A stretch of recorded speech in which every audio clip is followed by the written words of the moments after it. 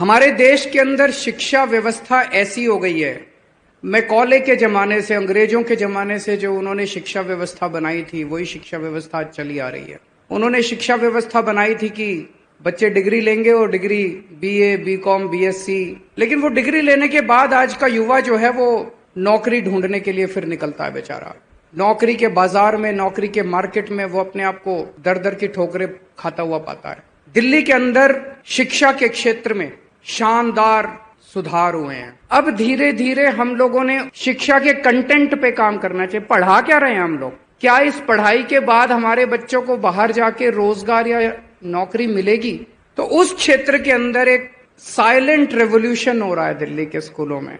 बच्चों को मानसिक तौर पे तैयार किया जा रहा है कि आपको स्कूल से निकलने के बाद नौकरी ढूंढने वाला नहीं बनना, आपको स्कूल से निकलने के बाद नौकरी देने वाला बनना है। आपको बिजनेस करना है, बिजनेस करने के लिए तैयार होना है। इस दिशा में बच्चों को तैयार किया जा रहा है। कैसे? एक कार्यक्रम शुरू किया गया, उस कार्यक्रम का नाम है बिजनेस ब्लास्टर्स प्रोग्राम।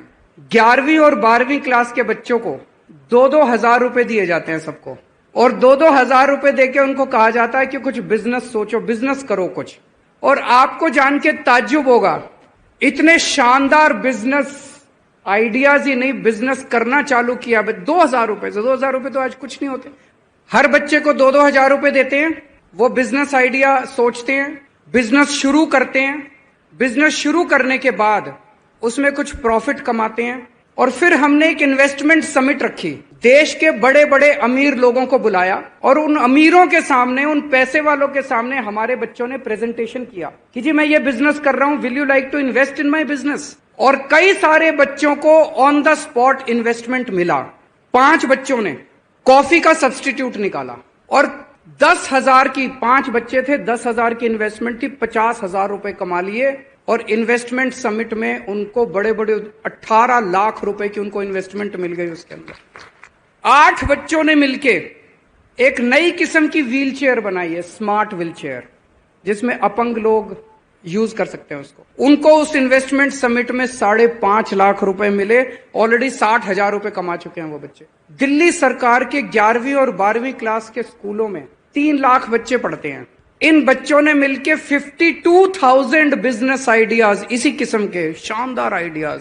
अगर ये बच्चे अपने अपने आइडियाज के ऊपर काम करते हैं, सोचो कितना तरक्की होगी। मंच पे डॉक्टर महेश वर्मा भी बैठे हैं और मनीष सिसोदिया जी भी बैठे हैं। मैं उनसे ये रिक्वेस्ट करूंगा कि ये बिजनेस ब्लास्टर प्रोग्राम यूनिवर्सिटीज और कॉलेजेस में भी शुरू किया जाए, क्योंकि मैं सोच रहा था 11वीं और 12वीं के बच्चों ने जो सोचा, उनका पैशन बना।